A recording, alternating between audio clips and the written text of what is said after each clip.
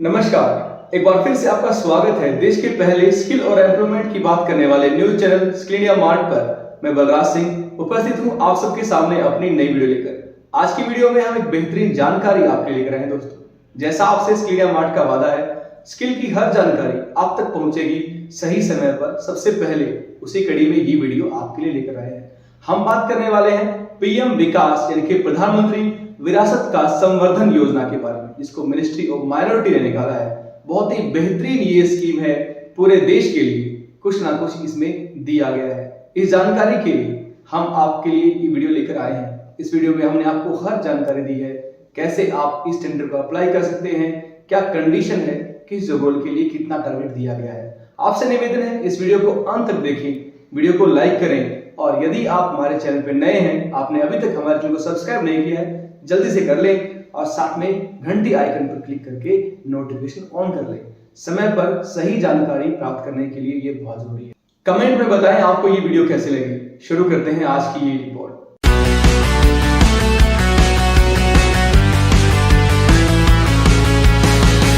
नमस्कार दोस्तों, skill India mart में आप सबका स्वागत है। धन्यवाद बलराज जी। आज हम फिर से एक नई स्कीम की जानकारी के लिए आए हैं, और ये स्कीम है मिनिस्ट्री ऑफ माइनॉरिटी से संबंधित, जो कि अभी अभी इसकी गाइडलाइन इशू की गई है। स्कीम का पूरा नाम होगा पीएम विकास योजना, जो कि मिनिस्ट्री ऑफ माइनॉरिटी अफेयर्स ने जारी की है। सबसे पहले मैं बता दूं दोस्तों, हालांकि ये स्कीम नहीं है, परंतु पहले से चल रही 5 माइनॉरिटी स्कीम को मर्ज करके एक पीएम विकास नाम से स्कीम लॉन्च की गई है। पहले जो 5 स्कीम चलती थी, मैं उनके बारे में बता दूं। मोमा, जिसको आप सीखो एंड कमाओ फर्स्ट स्कीम का नाम था। उस्ताद, हमारी धरोहर, नई रोशनी और नई मंजिल। इन 5 स्कीमों को मर्ज करके एक स्कीम बना दी गई है, जिसका नाम रखा गया है पीएम विकास योजना। ठीक है दोस्तों, सबसे पहले अगर मैं बात करूं इस स्कीम के बारे में, हम यह जानेंगे कि इसके कितने कंपोनेंट हैं, इसमें ट्रेनिंग पार्टनर्स कैसे एलिजिबल होगा, और ट्रेनिंग पार्टनर का सिलेक्शन किस रूट के माध्यम से किया जाएगा, बेनिफिशियरी कौन होंगे, और बेनिफिशियरी की मिनिमम एलिजिबिलिटी क्या होगी। उसके अलावा इसमें जो पेमेंट है, वो पेमेंट एक ट्रेनिंग पार्टनर को कैसे किया जाएगा, उसकी शर्तें क्या होंगी।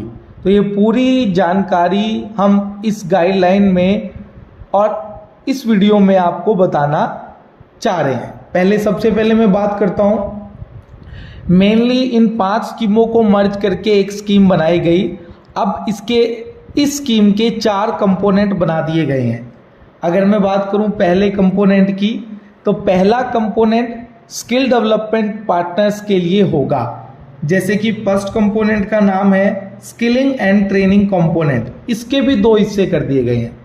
एक ट्रेडिशनल, जो पहले ये स्कीम उस्ताद के रूप में चलती थी। इसमें हम पुराने जो कारगर मिस्त्रीज होते हैं, जो आर्टिशियन कम्युनिटीज़ हैं, उनके लोगों को ट्रेन किया जाता है किसी पर्टिकुलर आर्ट और कल्चर के कोर्सेज के अंदर। सेकेंड स्कीम है इसी का पार्ट नॉन ट्रेडिशनल स्किलिंग सब कंपोनेंट। ये जो सीखो और कमाओ के रूप में काम करता था, इसमें वही जो अब तक एनएसडीसी के NSQF अलाइन कोर्सेज की ट्रेनिंग दी जाएगी सीखो और कमाओ में। तो फर्स्ट कंपोनेंट 2 पार्ट में बांटा, उस्ताद और सीखो और कमाओ। अब हम चलते हैं सेकंड कंपोनेंट की ओर। सेकंड कंपोनेंट लीडरशिप और एंटरप्रेन्योरशिप कंपोनेंट से संबंधित है, जो पहले जिसको नई रोशनी के नाम से जाना जाता था, अब इसका नाम चेंज कर लीडरशिप और एंटरप्रेन्योरशिप कंपोनेंट बना दिया गया है। इसके अंदर EDP की ट्रेनिंग मुख्य होगी, और इसका मुख्य उद्देश्य होगा कि ज़्यादा से ज़्यादा बिजनेस सेटअप कराए जाए। कंपोनेंट 3 एजुकेशन कंपोनेंट होगा, जो अर्लियर नई मंजिल के रूप में है। इसमें वो कैंडिडेट जो 6th क्लास 7th क्लास में अपनी जो क्लास को ड्रॉप आउट कर देते हैं, उन कैंडिडेट को नेशनल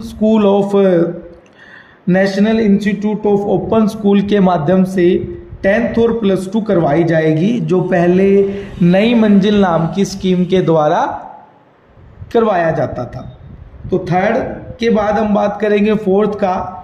फोर्थ बड़ा इम्पोर्टेंट है, इसमें हब और स्पोक विलेज बनाए जाएंगे।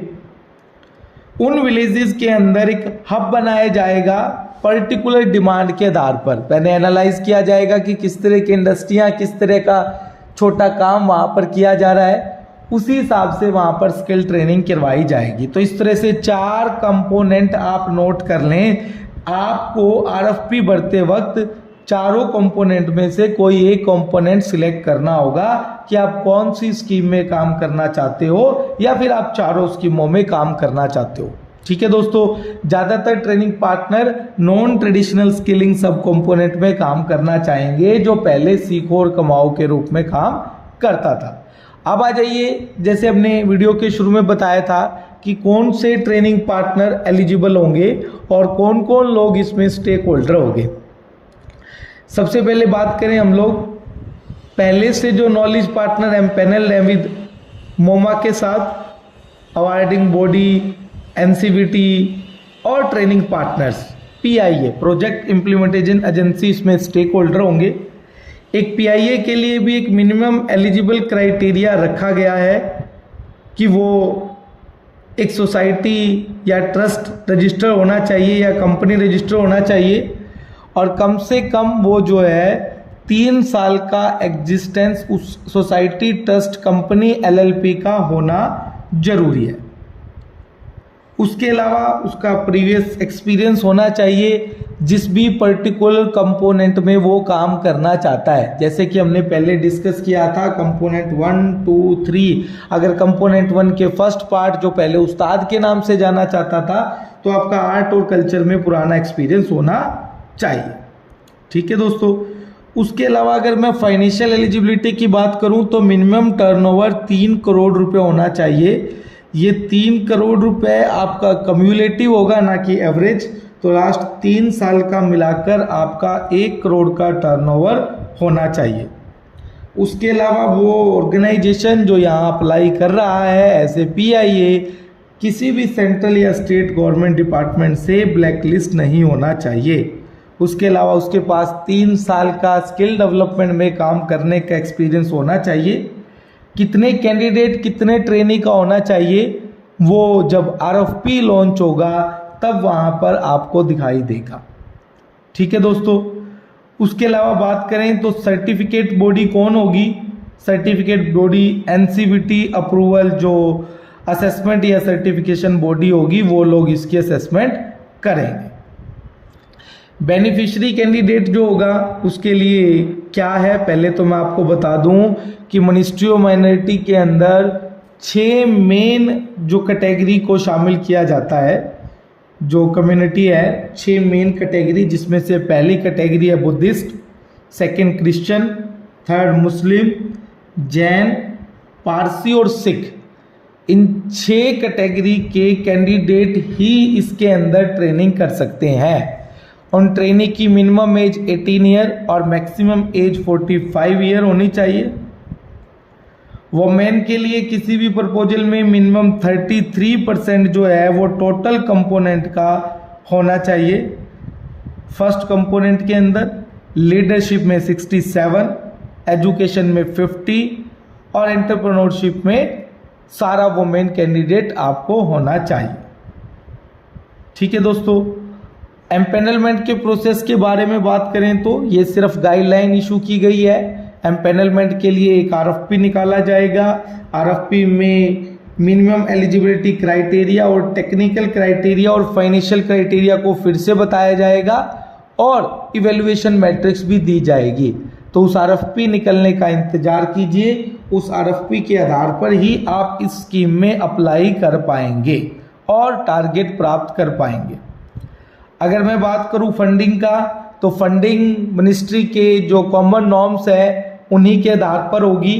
पैटर्न वही रहेगा 30-40-30 जो मिनिस्ट्री और पीएमकेवीवाई का स्टैंडर्ड फॉर्मेट बन चुका है। उसके अलावा मैं बात करूं तो कोर्स ड्यूरेशन की, कोर्स ड्यूरेशन चारों कंपोनेंट में अलग अलग होगा। पहले कंपोनेंट में जो है वो मिनिमम 30 कैंडिडेट का बैच होगा। नॉन ट्रेडिशनल स्किल के अंदर मिनिमम 3 मंथ का, मैक्सिमम 12 मंथ का विद 30 कैंडिडेट मैक्सिमम बैच होगा। लीडरशिप के अंदर 2 वीक्स का और जिसमें 60 घंटे कवर होते हो, और 3 वीक्स का अगर कोई प्रोग्राम है तो उसमें 100 आवर्स कवर होंगे। और एजुकेशन कंपोनेंट में मिनिमम जो कोई भी प्रोग्राम होगा एजुकेशन कंपोनेंट का वो 6 महीने का होगा। ठीक है दोस्तों, तो पोस्ट प्लेसमेंट इसके अंदर भी 3 महीने का ट्रैकिंग करना होगा एक ट्रेनिंग पार्टनर को, जैसा अदर स्किलिंग स्कीम के अंदर होता है 3 महीने की सैलरी स्लिप्स, और अगर वो सेल्फ एम्प्लॉयमेंट है तो उसका एम्प्लॉयमेंट का सबूत जो है वो ट्रेनिंग पार्टनर को सबमिट करना होगा। ठीक है दोस्तों, तो इस प्रकार से ये पीएम विकास योजना ट्रेनिंग पार्टनर्स के लिए एक सुनहरा मौका है मिनिस्ट्री ऑफ माइनॉरिटी के साथ काम करने का।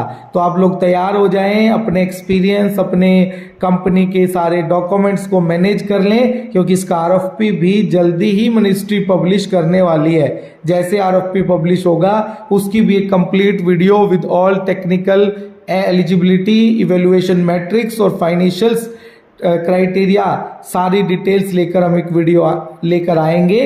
तो उस वीडियो का इंतजार करें। धन्यवाद स्किल इंडिया मार्ट के साथ बने रहने के लिए।